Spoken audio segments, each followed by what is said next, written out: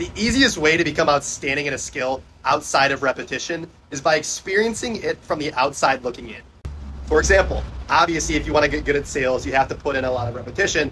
But a good way to get good at sales outside of that is to actually experience a lot of sales calls as a prospect.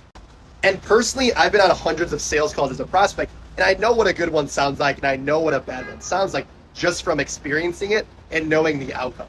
And the calls that I've bought products or services on were when the rep was not scripted, they weren't pushing the product, and they're simply just having a conversation with me and inserting what I felt like I needed based on a pain that I gave them.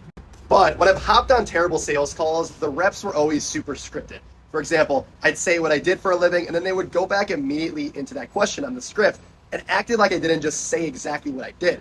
And those calls are terrible and a huge turnoff. Another example, the way I got good at building sales teams was learning what worked for sales reps, but also working for companies and sales managers and seeing what worked well and then ultimately what didn't. And it's the same way I understand marketing. I know what type of ads I've clicked on and submitted my information on and what actually drove me to do that action. Because majority of the time, you need to see life on the other side to be able to become great at your craft.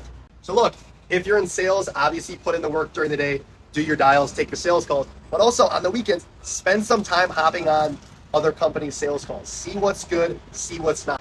If you're a marketer, same thing. You should be clicking on other people's ads, going through their funnel and doing all that stuff because you're gonna get 10 times better by actually experiencing it on the outside looking in.